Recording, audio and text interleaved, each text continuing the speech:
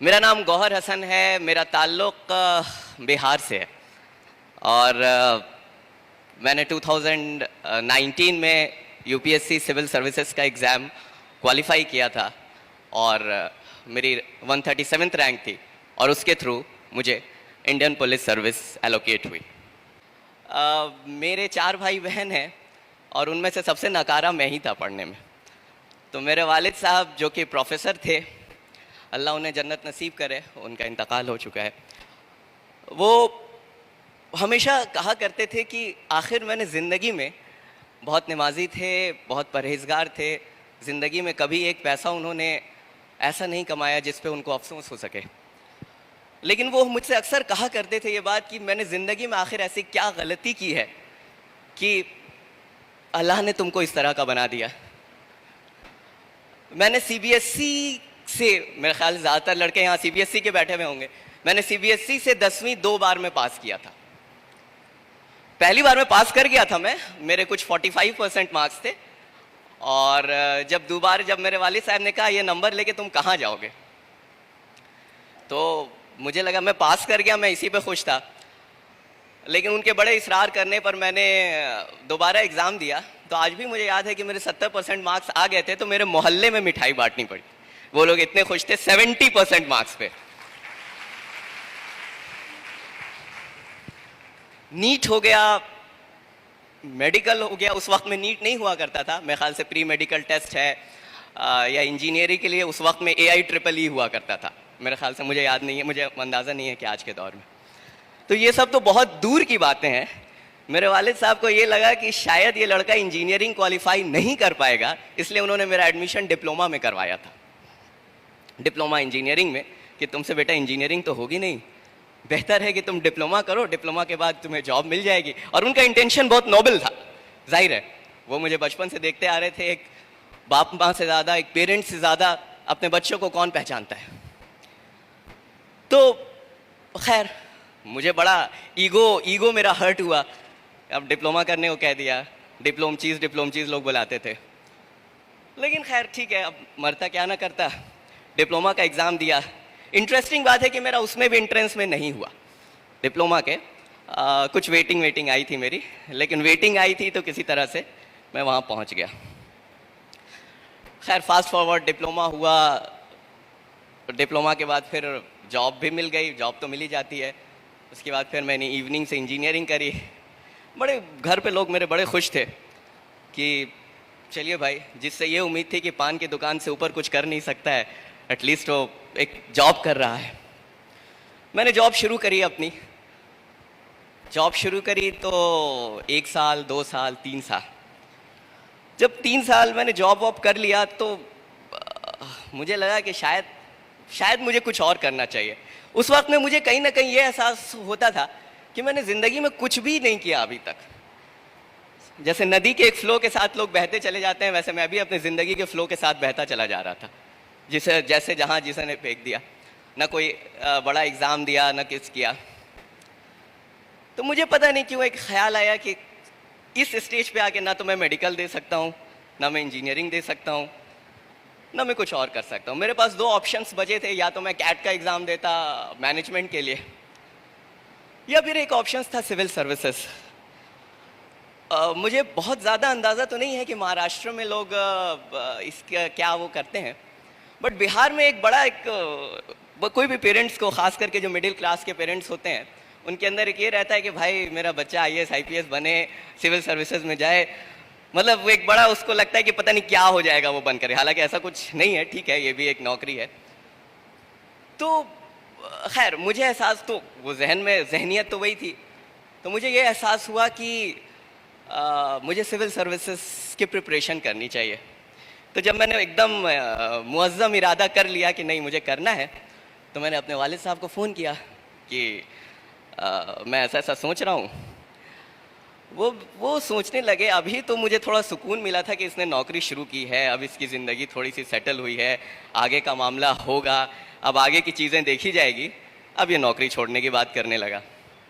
तो उन्होंने कहा कि लगता है तुम ज़्यादा थक वक गए हो, नौकरी में तुम्हारा ज़्यादा प्रेशर है तुम पे, तुम आओ घर छुट्टी लेकर के। ठीक है, मैं घर पहुंच गया। घर पहुंचा, मैंने उनसे कहा कि मैं ऐसा ऐसा सोच रहा हूँ। तो उन्होंने कहा कि तुम्हारा कोई दोस्त तैयारी वारी करने का इरादा किया है क्या? कोई है जो तुम्हारे साथ जो इस तरह का कोशिश कर रहा है, जिसके तुम सोबत में तुमको भी लग रहा है हम भी कर लेंगे? और दूसरा, तुमको अंदाज़ा है ना तुम किस चीज़ की बात कर रहे हो?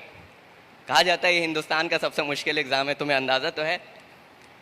तो नहीं नहीं हमको पता है, ये वो ऐसे वैसे। उन्होंने कहा कि देखो, मुझसे ज़्यादा खुश कोई नहीं होगा अगर तुम वाकई दिल से, अगर तुम्हारे अंदर इरादा है कि तुम इस तरह से कर सकते हो, लेकिन ऐसा ना हो कि 2 महीने बाद तुमको एहसास हो कि ये हमसे हो नहीं पा रहा है, तो ना खुदा ही मिले ना विसाले सनम, ना इधर के रहे ना उधर के वाला मामला हो जाएगा।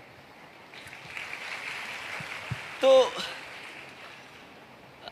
ठीक है, तो हमने सोचा कि थोड़ा सा, उनसे कुछ साल पहले डॉक्टर शाह फैसल थे जो कश्मीर के थे, वो हिंदुस्तान में टॉपर हुए थे, और काफ़ी वो मतलब वो उनकी स्पीच वगैरह हम लोग यूट्यूब पे सुनते थे तो लगता था कि हाँ एकदम ज़बरदस्त।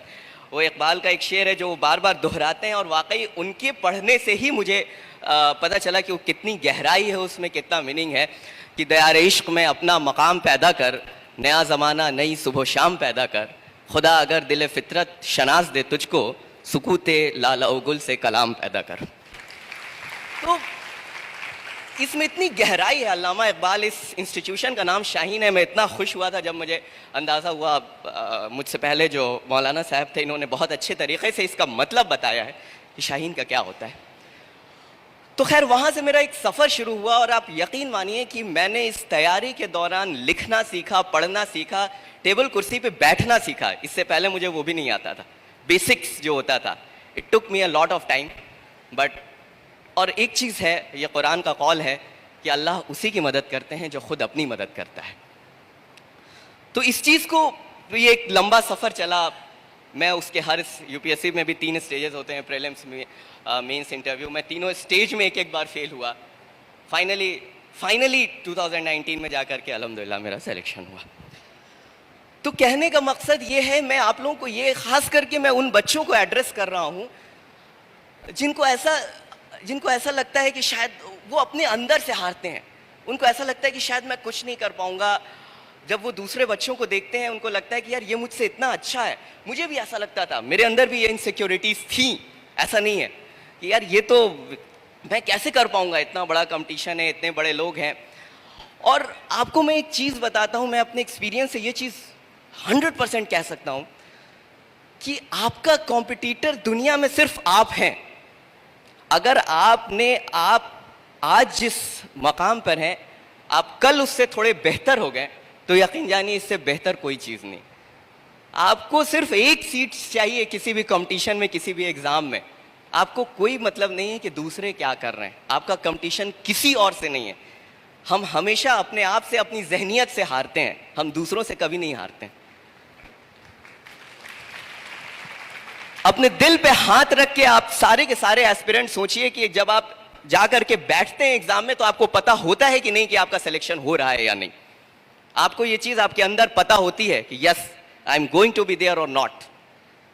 क्योंकि आपका दिल आपका आईना होता है। तो अपने आप से मत हारिए। जब मेरा इंटरव्यू में नहीं हुआ था, जिस साल मैंने इंटरव्यू दिया था, मेरे फादर का फ़ोन आया मेरे पास। वो थे, ज़ाहिर है एक वालिद है, एक बाप है, वो परेशान रहता है कि मेरा बच्चा परेशान होगा, नहीं हुआ इसका। इस स्टेज तक आके ऐसा लगता है कि निवाला मुंह तक पहुंचा, फिर वहाँ से किसी ने खींच लिया। क्योंकि आप प्रीलिम्स निकालते हैं, मेंस निकालते हैं, लास्ट स्टेज तक पहुँचते हैं। लेकिन मैंने उसी टाइम उनसे कहा था कि मुझे ये अब यकीन है कि अगले साल इंशाल्लाह मेरा इस लिस्ट में होगा।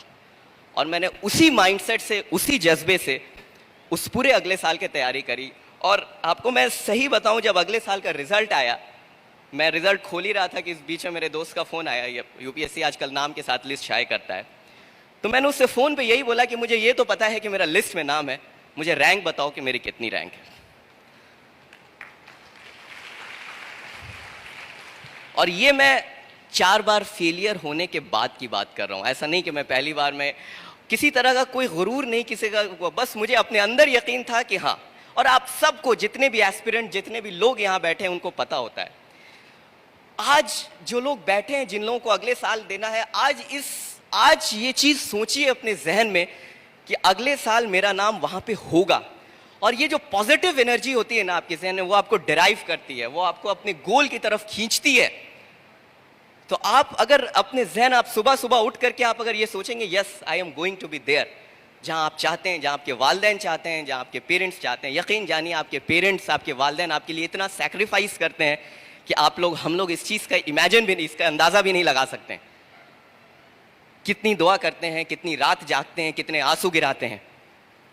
और क्या सिर्फ आपकी कामयाबी, मेरा सिलेक्शन हुआ, उसके विद इन 1 ईयर मेरे वालिद साहब का इंतकाल हो गया। आज वो नहीं देख रहे हैं कि मैं कहाँ हूँ क्या, उन्होंने अपनी ज़िंदगी इस चीज़ में सर्व कर दी कि उनके बच्चे अच्छा से अच्छा कर सकें। अल्हम्दुलिल्लाह आज मेरे चारों भाई बहन एक अच्छी जगहों पर हैं, लेकिन और मेरे वालिद नहीं हैं इसको देखने को। तो इसलिए आप सब के लिए, जितने बच्चे यहाँ पे बैठे हैं, ये सारी चीज़ें जो है सिर्फ आपके लिए हैं, ये आपके फ्यूचर के लिए हैं। आप इस चीज़ को समझिए। इकबाल का वो कौल है, खुद ही को कर बुलंद इतना कि हर तकदीर से पहले खुदा खुद बंदे से पूछे बता तेरी रजा क्या है।